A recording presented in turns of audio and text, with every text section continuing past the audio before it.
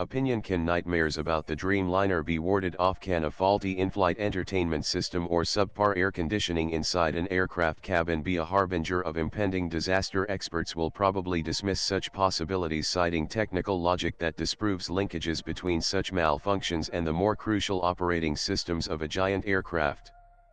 But can passengers be blamed for thinking of such connections when faced with the seemingly inexplicable crash of AI-171 seconds after takeoff? Speaking from personal experience, warm cabins, shabby onboard equipment, erratic food quality and seemingly inconsistent standard operating procedures are worryingly common.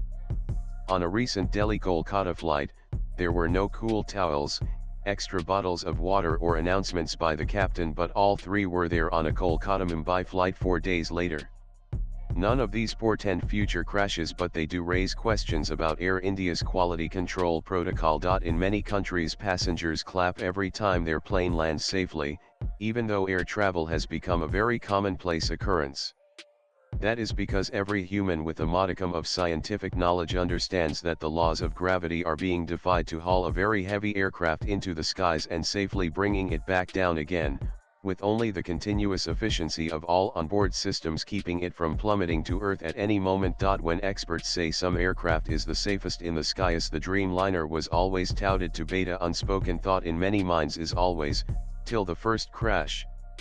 Even after AI-171's tragic end, some aviation experts are bravely saying that the Dreamliner remains largely safe and all of them should not be grounded pending investigation and inspections. The commercial ramifications of such a diktat at peak holiday travel season is very obvious. Aviation websites are replete with inexplicable statistics such as from 2XXX to 2XXX, the ABCD 1234 family of aircraft has experienced 0.12 fatal hull loss accidents for every million takeoffs, and 0.26 total hull loss accidents for every million takeoffs, one of the lowest fatality rates of any commercial aircraft.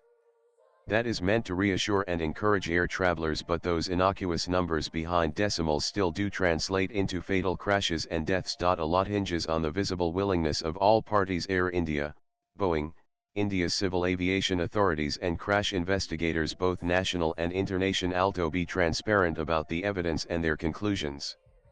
The public tends to suspect that vested interests invariably come to a mutual understanding when huge sums hang in the balance, in this case, millions if not billions of dollars in insurance payments, accident liabilities, and other penalties. Just 3 weeks ago, the U.S. Department of Justice announced it had reached a non-prosecution agreement with Boeing, which will involve the aircraft maker paying $1.1 billion in fines and payouts to the crash victims' families, along with commitments to strengthen safety and compliance for 2 fatal crashes involving 737 MAX aircraft in 2018 and 2019.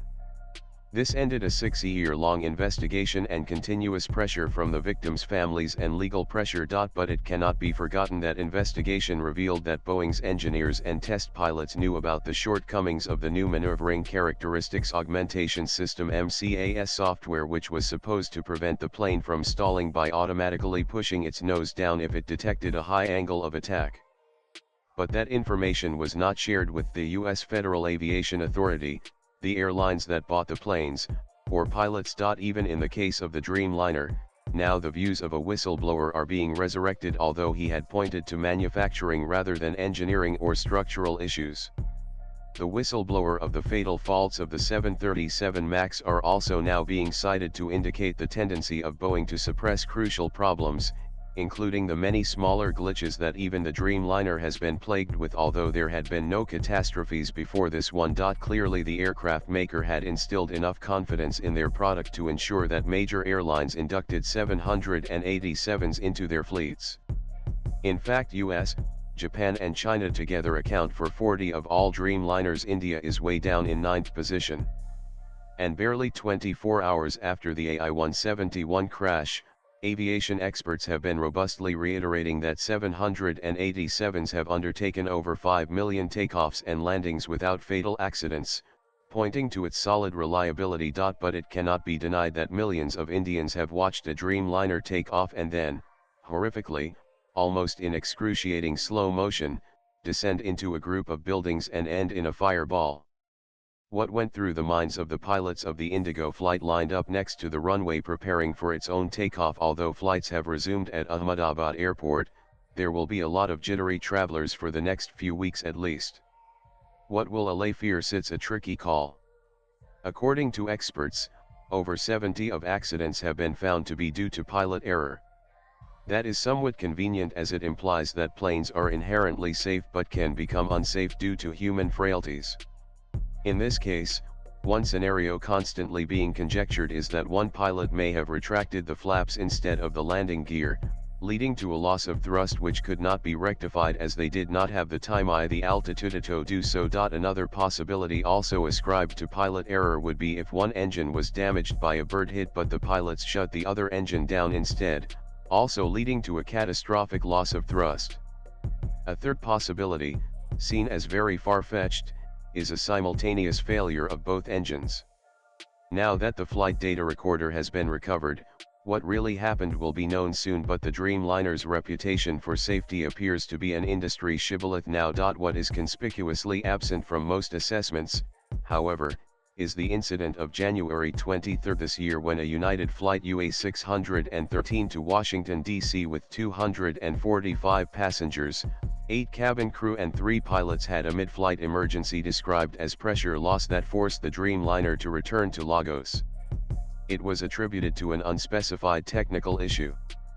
3 days earlier, the same plane on the same route was diverted to Accra, Ghana, and grounded for 24 hours. America's National Transport Safety Board (NTSB) report released in March revealed that the 787's left inertial reference unit IRU failed 65 minutes before the altitude upset. Then the right IRU failed 55 minutes after that. The airline had already admitted turbulence was not responsible for the altitude loss. The NTSB report noted the stick shaker was activated, the auto throttle was disconnected and then re-engaged before disconnecting again. Swipe left for next video. Only the experts can say whether such things could have happened to a I-171 but the Dreamliner's aura of invincibility was certainly dented already earlier this year. Whether that should have led to closer inspection of all 787s of similar age is moot. After all, the US initially hesitated about grounding all 737 MAX aircraft in 2019 too, for reasons not difficult to understand. After the fate of I-171, nightmares about the Dreamliner will be harder to ward off. The author is a freelance writer. Views expressed in the above piece are personal and solely those of the author. They do not necessarily reflect News 18's views. Latest blogs.